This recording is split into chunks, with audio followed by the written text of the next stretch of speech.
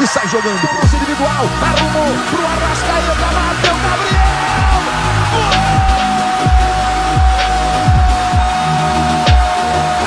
Sabe de quem?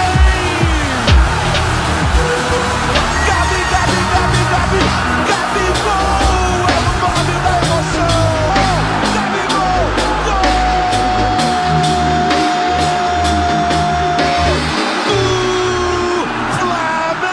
Rogério Ceni nesse áudio, e o áudio veio à tona nesta sexta-feira. Vamos ouvir. Ele só chega pra gente e fala assim, eu quero o jogador do Fortaleza. Aí a gente vira e fala, pô, a gente tem um melhor. Não, eu quero o jogador do Fortaleza. Ele já pediu 5, se eu não me engano. 5. Hoje até 1 ele força a barra. Tem toda hora puxar assunto do jogador dele, desvira e tal, sendo que um que ele pediu já tá no Ceará, outro que ele pediu já tá no Cuiabá. Não tem como trabalhar com o cara. Ele é muito ruim, ele é muito leigo. Aí a gente chega com ele com 3, 4 nomes bons, europeus, cara, vindo de graça, de empréstimo. Aí ele fala, não conheço. Nem procura entender, nem procura saber quem é. Cara, sinceramente, o cara, eu falo mau caráter pelas coisas que já aconteceu aqui dentro dele pessoas, dele ele tá falando com a pessoa sai da sala e ele começa a xingar a pessoa pra outra pessoa. E a outra pessoa, a amiga da que saiu, fala pra ela. Já aconteceu várias vezes. Ele trouxe o cara lá do Fortaleza, lá, o analista de desempenho, o cara falou, não sei porque que ele me trouxe, não entendi, só me xinga, só falava mal de mim do Fortaleza. E aí, depois disso, o Roberto Drummond perdeu o emprego, a diretoria do Flamengo resolveu demitir, né, o profissional do Departamento de Análise de Desempenho, falou tudo isso do Rogério Ceni. É um áudio de cerca de 3 minutos e meio, quase. Não reproduzimos todo o áudio, mas tem bastante coisa. E reproduzimos o mais importante, ou o mais chocante, né, a respeito do que ele pensa sobre o Rogério Ceni. A apuração do nosso time. O Pedro Henrique Torre diz: a diretoria se reuniu hoje à noite e debateu a demissão do Ceni. E o outro Pedro, que está quase sempre aqui conosco no Linha de Passe, o Pedro Ivo Almeida. Ceni não está seguro no cargo, foi o que ele conseguiu apurar. Vitor Birner. Bom, é óbvio que existe uma crise interna, um ambiente ruim. Eu não acho que se apegando às informações dos colegas, que essa crise com a análise de desempenho seria o suficiente para derrubar o Rogério Ceni. Se isso acontecer é porque temos algum problema também dentro do elenco e a direção vai olhar isso com bastante atenção, lembrando que as coisas do Flamengo são decididas geralmente como se fossem um cabo de guerra, né? Cada um puxa para um lado, isso foi assim desde a escolha de treinadores até outras questões, a gente já viu vários episódios desse jeito.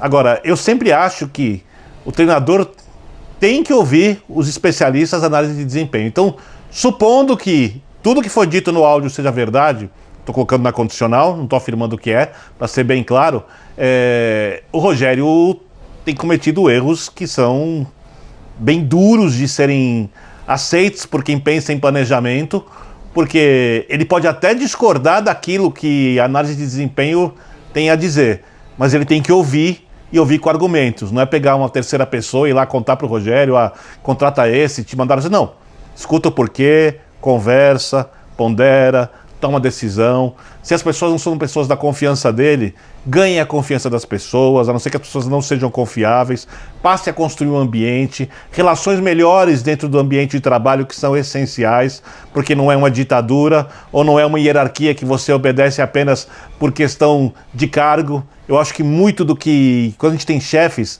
a gente acaba obedecendo ou escutando, melhor para ser mais claro, os chefes, quando a gente os respeita por conhecimento, pela forma como nos tratam e assim por diante. E futebol tem muito disso, das relações pessoais, de como elas se desenvolvem. Então, supondo, mais uma vez, que tudo que foi dito no áudio seja correto, e alguma coisa talvez deva ser, porque senão o Rogério não estaria ameaçado, como os colegas citaram, a direção do Flamengo não teria debatido a saída do treinador. A coisa é bem complexa, bem complicada, e eu não acho, e é só um palpite, não é um desejo, é só uma opinião baseada no que eu estou vendo, não acho que o futuro do Rogério no Flamengo seja dos mais longos. Então, Birner, eu só acho que assim, a gente tem que ser, eu não diria nem prudente, mas eu prefiro nem comentar o áudio do ponto de vista do teor do que ele traz. E te explico o porquê. Primeiro porque eu acho que assim, se o Roberto Drummond quiser falar e dar uma entrevista a esse respeito, ótimo, né? Seria muito legal a gente ouvi-lo e ouvir inclusive o que ele pensa sobre o trabalho do Rogério e tudo mais. Eu acho que esse tipo de método que certas pessoas utilizam para conseguir seus objetivos em clubes de futebol, e olha, no Flamengo tá cheio disso, né? A gente vê aí por um histórico recente, é lamentável, é lamentável. Tem muita gente falando sobre o vazamento do áudio proposital. Eu sou sempre o primeiro a desconfiar de todo e qualquer áudio vazado, aquele áudio, né, que fica muito claro pelo seu teor que a pessoa não tem nenhum prejuízo ao ter o seu áudio vazado. Não é absolutamente o caso deste áudio do Roberto Drummond. Então, tenho certeza que ele não queria que esse áudio vazasse, como muita gente disse, baseada no finalzinho que ele disse, por favor, hein, isso é extremamente confidencial. Talvez ele tenha sido ingênuo ao dizer isso no final. Agora, primeiro, ele foi demitido, e aí me desculpem aqueles que acham que ele foi um mártir, que falou, não, eu vou ser demitido, mas pelo menos eu vou derrubar o Rogério Ceni. Não acho que tenha sido o caso. E também você percebe num outro ponto do áudio que a gente não mostrou, que ele fala num determinado momento, fala muito mal de uma pessoa do ponto de vista profissional e fala, pô, o cara é super gente boa, ele é legal, eu gosto dele, mas o cara é ruim. Ninguém. Esse é um prejuízo autêntico, entendeu? Deste vazamento do áudio para o Roberto Drummond que acabou demitido. Então ele não vazou de propósito. Quem vazou é uma pessoa provavelmente mau caráter, né? Quem vazou é um mau caráter que usa de métodos muito discutíveis para conseguir alcançar os seus objetivos. Então eu não gosto de discutir o teor do áudio para eventualmente dizer o Rogério Ceni tem ou não que ser demitido. Embora eu esteja plenamente de acordo que este vazamento prejudica muito o Rogério Ceni. O cara que vazou conseguiu o seu objetivo. Porque bom para o Rogério Ceni, inclusive, isso não é tanto que está rolando reunião para discutir a sua demissão. Se isso já gera uma discussão sobre o futuro dele está marcado.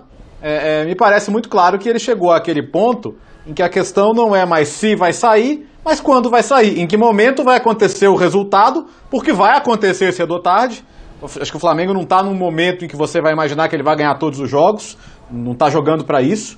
Então ele fica aquela situação do morto caminhando, porque se há uma quebra, uma desconfiança dele a ponto de você gerar uma discussão sobre o futuro dele em cima de um áudio, que você não sabe qual foi a intenção de quem vazou, então eu acho que o caminho vai aí. E a gente sempre discute isso, né? O excesso de vaidades políticas. Por que você não consegue ter no futebol brasileiro um time que domine tudo absolutamente? Às vezes é financeiro, porque o seu time ganha tudo e acaba tendo que vender jogador. Mas muitas vezes é isso, é vaidade, é política, é interesse, é esse tipo de situação. E isso mina, isso destrói, isso faz mal aos ambientes e claramente isso acontece no Flamengo, sem entrar no mérito de se é verdade ou não o que ele disse, da avaliação dele, enfim. Ninguém é dono da verdade, nem a gente, nem ele. E talvez ele conheça mais de bastidor que a gente. Mas que é muito nocivo esse tipo de influência política no futebol, por favor, né? Agora, tem um lance aí que eu acho que não é a análise de desempenho que tem que resolver demitir um treinador, né? Isso aí é uma diretoria. O problema, ela pode ter problemas com o treinador. E a gente sempre relata aqui, no Linha de Passe, clubes que contratam jogadores sem ouvir o treinador, treinadores que pedem jogadores sem observar o que diz a análise de desempenho, que é importante, porque o setor é a análise de desempenho e mercado. E ela é dividida de várias formas. Você tem profissionais, geralmente, nesses núcleos, que olham para o jogo do time, olham para o jogo do adversário e produzem conteúdos para o dia a dia. E tem um outro setor que observa o mercado, mapeando os jogadores das 11 posições, com funções diferentes e características também. E o que esse setor faz? Você, quando precisa no jogador, você pede a ele qual é o jogador que você indica para esta proposta de jogo, para este tipo de função. E o setor tem a obrigação de te oferecer alguns nomes dentro daquilo